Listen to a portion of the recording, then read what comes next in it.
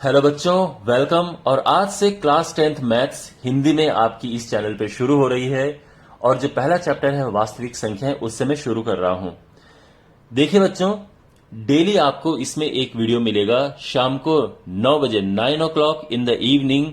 आपको डेली इसमें एक वीडियो मिलेगा और सारा मैथ्स आपका टॉपिक बाय टॉपिक कवर होगा। बिल्कुल आसानी से आपको सिखाया जाएगा। सारी प्रश्नावली जितनी है सब सॉल्व होंगी, सारे क्वेश्चंस आपको कराए जाएंगे। इंपॉर्टेंट क्वेश्चंस या जो क्वेश्चंस आपको टफ लगते हैं वो आपको अच्छे से समझाया जाएगा। आपके कोई भी डाउट हो आप कमेंट बॉक्स में पूछना और पूरी कोशिश की जाएगी कि उसी समय या किसी और वीडियो में उसका तुरंत से आंसर दिया जाए। तो ये जो है एक कंप्लीट आपके ट्यूशन की तरह है। आपको कहीं ट्यूशन पढ़ने की जरूरत नहीं है अगर आप ये वीडियोस को अच्छे से देखें। ऑलराइट, तो शुरू करते हैं। और आज इसका पहला पार्ट है और आज के पार्ट में आप सीखेंगे यूक्लिड विभाजन एल्गोरिदम या यूक्लिड विभाजन प्रमेय का। कुछ स्टूडेंट्स इंग्लिश मीडियम में, अगर कुछ स्कूल्स में, भले हिंदी मीडियम स्कूल है बट टीचर इंग्लिश के वर्ड यूज करते हैं, तो इंग्लिश में इसे कहते हैं Euclid division algorithm and Euclid division lemma. तो ये मैं आज शुरू करता हूं। ऑलराइट, तो सबसे पहले मैं आपको ये बताना चाहता हूं इसमें कि यूक्लिड, देखो ये दोनों बहुत एक जैसी चीजें हैं। अगर मैं बात करूं यूक्लिड विभाजन प्रमेयिका की, तो वो क्या है?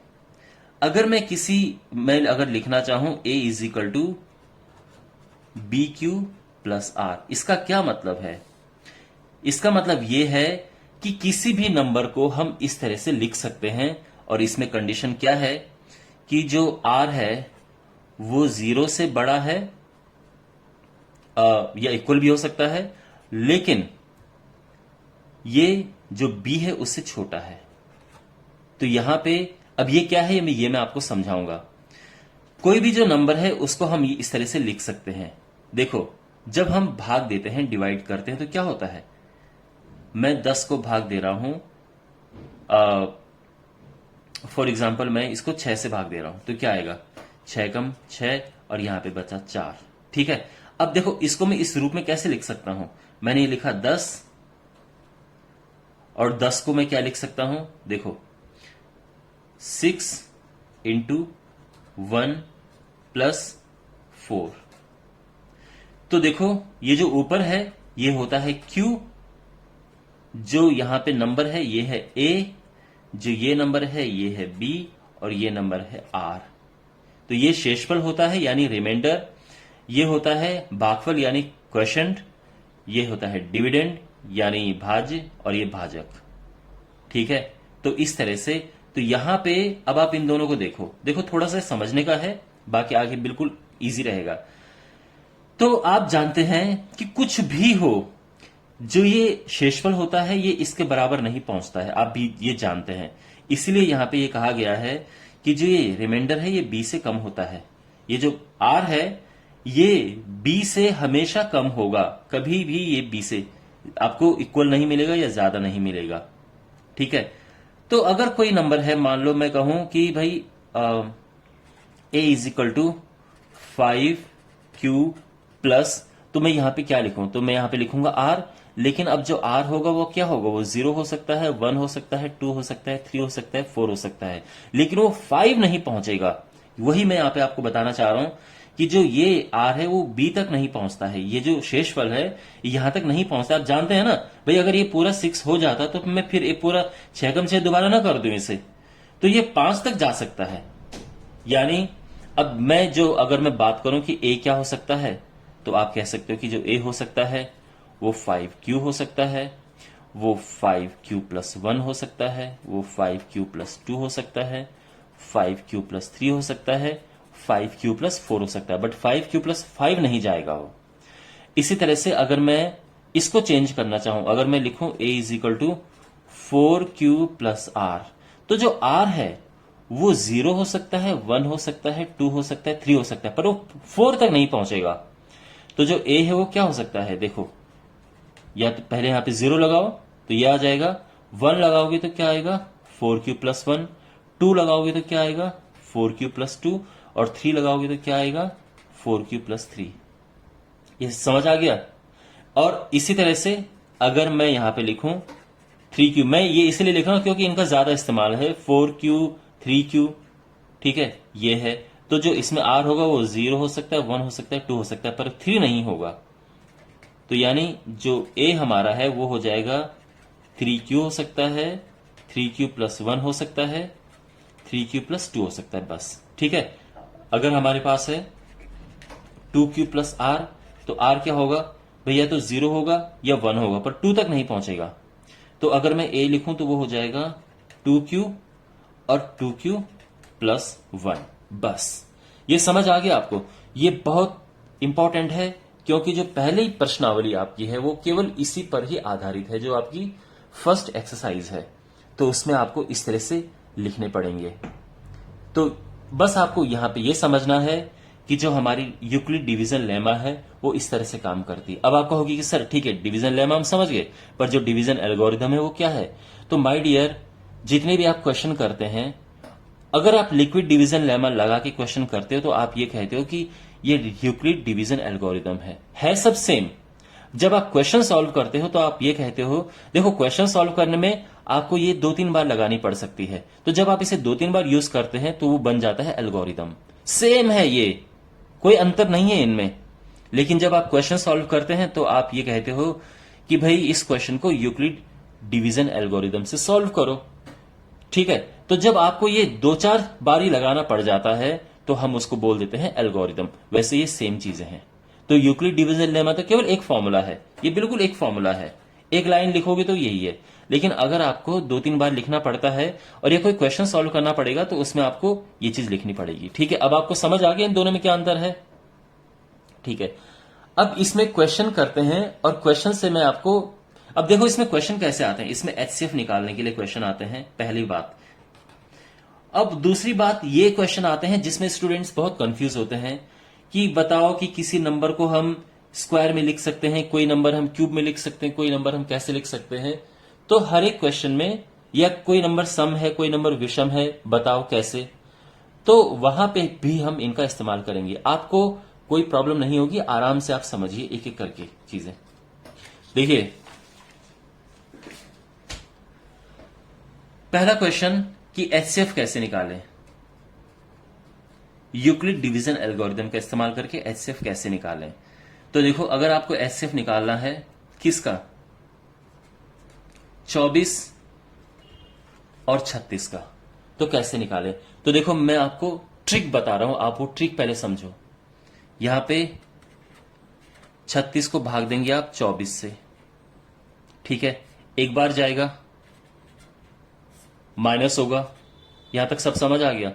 फिर उसके बाद ये 12 आ गया, ये 24 जो ये था ये यहां अंदर जाएगा, तो क्या होगा? 12 दूने 24, खत्म। अच्छा, सबसे लास्ट में किसने डिवाइड किया? लास्ट में किसने डिवाइड किया बताओ मुझे? तो आप कहोगे कि लास्ट में सर 12 ने डिवाइड किया। तो जो लास्ट डिवाइजर है, सबसे लास्ट में जिसने डिवाइड किया वो 12 है, और यही एचसीएफ होता है। एचसीएफ क्या होता है? जो सबसे लास्ट में पूरा पूरा डिवाइड करे। तो इसका आंसर है 12।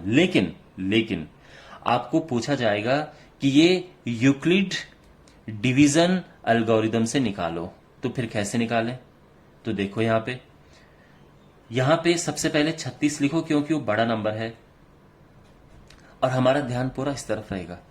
तो ये हो जाएगा 24 गुणा 1 प्लस 12। समझ आ गया? तो 36 होगा 24 गुणा 1 प्लस 12, ये है। इसीलिए इन क्वेश्चंस को करना है, पहले ऐसे कर दो, आपकी सारी मुसीबतें सॉल्व हो जाएंगी। दूसरा है ये 24 लिखो, यानी अब अगली लाइन। तो जब 24 लिखेंगे तो आएगा 12 गुणा 2 प्लस, अब रिमाइंडर तो कुछ नहीं है तो 0 लिख दो वहां पे। तो सबसे लास्ट में जो ये आता है नंबर, ये आप कहोगे कि क्या ये क्या है? एचसीएफ है। Therefore HCF is equal to 12। बस इसके बीच में ये स्टेप लिखने हैं, ठीक है। एक और क्वेश्चन करते हैं। एचसीएफ निकालना है 96 का एंड 100 का। तो फिर क्या करेंगे? वैसे ही करो, 100 में 96 से डिवाइड करो, 4 आएगा। 4 कम 4 दूने 8, 4 चौको 16। ये तो पूरा चला गया यहां पे, ठीक है, तो सबसे लास्ट में किसने डिवाइड किया? सबसे लास्ट में किसने डिवाइड किया? तो 4 ने डिवाइड किया, तो इसका एचसीएफ 4 आ गया। बस ये आपको रफ में करना है, आपको बहुत इजी लगेगा फिर चीज। अब यहां पे आ जाओ। अब यहां पे देखो, ये है 100, तो 100 को कैसे लिखना है? 96 इंटू 1 प्लस 4। अगर आप ये सीधे लिखना चाहो तो भी इजी है भाई। 96 कम 96 होगा, 4 बचा, उसके बाद 96 यहां पे लिखो, ठीक है, ये वाला। फिर 4 गुणा 24, अब शेषफल तो 0 है, तो बस, तो जो एचसीएफ है सबसे लास्ट में किसने डिवाइड किया? 4 ने, ये आंसर आ गया। ठीक है, तो आप पहले अगर इसको सॉल्व करते हो तो ये सॉल्व करने में बड़ी आसानी रहती है। अब इसमें कुछ क्वेश्चंस करते हैं जो एक्चुअल में आपकी बुक में कुछ एग्जाम्पल हैं। तो ये अगला एग्जाम्पल मैं करने जा रहा हूं, बिल्कुल आपकी बुक का है। हमारे पास एग्जाम्पल है कि हमें एचसीएफ निकालना है। आपका पहला एग्जाम्पल है आपकी प्रश्न, आपके चैप्टर का 4052125576, ये है। तो पहला काम हमारा होगा कि इसको रफ में करो ऐसे। देखो, आप चाहो तो सीधे कर सकते हो कि 12576 किया इजिकल टू ये लिखा। अब ये कितनी बार जाएगा? तो देखो यहां पे आपको फिर करना, तो इससे बढ़िया इसको अलग से ही करो पहले, क्योंकि फिर ये कि यहां पे करके फिर आप आराम से फटाफट से स्टेप लिख सकते हो। तो 12576 ये हुआ। अरे 4052 कितनी बार जाएगा? 3 बार जाएगा। तो 3 दूने 6, 3 पचे 15 का 5, ये हुआ 3 चौको 12, 0 2 4। ठीक है, अब इसके बाद फिर इसको यहां पे लिखो 4052, ये 9 बार जाएगा। 0 9 दूने 18 का 8। आई होप आपको भाग देना आता होगा। तो 9 दूने 18 का 8 हासिल 1, 9 चौके 36, 1 37, फिर ये 2 7 2। ठीक है, ये आ गया 272। फिर वैसे ही करो, 420 यहां पे लिखो, ये 1 बार जाएगा। फिर ये 8 आया और ये आया 11 4 148।